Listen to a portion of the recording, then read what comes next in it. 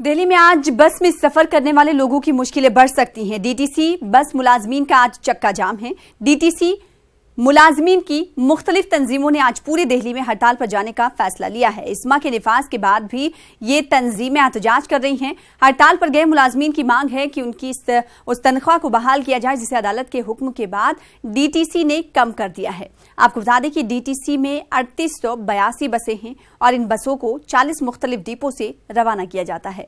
12,000 contracted मुलाजमीन अपनी मांगों के सिलसिले में 22 अक्टूबर से अपनी आवाज बुलंद कर रहे हैं। इंतजामिया ने काबीना के फैसले का हवाला देकर मुलाजमीन को अपने काम पर लौटने की अपील की है। हमारे नुमाइंदे शंकर आनंद ने दिल्ली में एहतजाज कर रहे डीटीसी बस मुलाजमीन से बातचीत की है। अगर आप अपना दफ्तर जा रहे हैं और डीटीसी बस से जाते हैं तो थोड़ा सा सावधान हो जाइए, क्योंकि आज डीटीसी बस के कई बस जो हैं वो आज हड़ताल पर हैं और इसकी जो मुख्य वजह बताई जा रही है, जो कॉन्ट्रैक्ट पे जो ड्राइवर हैं जो डीटीसी बस चलाते हैं, आज वो धरना प्रदर्शन के लिए यहाँ बैठे हैं।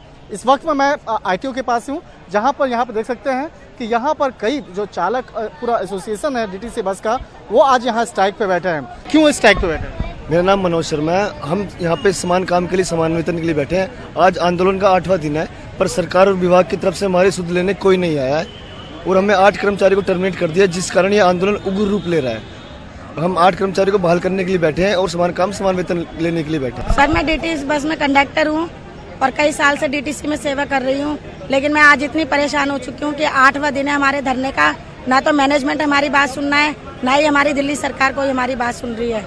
कई सालों में तो हमारे 15-16 हजार रुपए सैलरी हुई थी, उसको भी कटौती करके इन्होंने 8-9 हजार रुपए कर दिया। वो भी तब मिलेंगे जब हमें डेली ड्यूटी मिलेगी। कुछ दिन ऐसा होता है हमें स्पेयर में डाल दिया जाता है ड्राइवर कंडक्टर को, महीने में हमें पूरी ड्यूटी नहीं मिलती और 10-12 दिन हमें मैनेजमेंट घर भेजता है, उसका हमें कोई पैसा नहीं देता। क्योंकि हमारे भाई साथी भाई जो दुखी हैं, जो 4-4 हजार 5-5 हजार, हम आपको पे स्लिप दिखा सकते हैं क्या 4 या 5 हजार रुपए के लिए हम 10वीं 12वीं ग्रेजुएशन करके कंडक्टरी के लिए आए थे?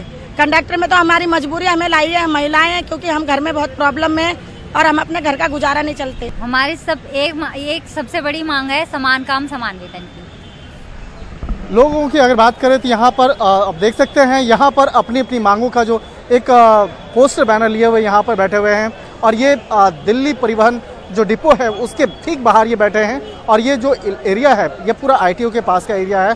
तो यहाँ पर आप देख सकते हैं कि जिस तरह से यहाँ पर लोग बैठे हैं, इन सबों की मांग है कि इस मसले का जल्द से जल्द समाधान हो और इसी बात को लेकर ये धरना प्रदर्शन के लिए बैठे हैं। तो निश्चित तौर पे राजधानी दिल्ली में अगर ये स्ट्राइक पे बैठते हैं तो निश्चित तौर पे राजधानी दिल्ली में एक इसका अच्छा खासा असर देखा जा सकता है। वीडियो जर्नलिस्ट नरेश के साथ शंकर आनंद, न्यूज़ 18 दिल्ली।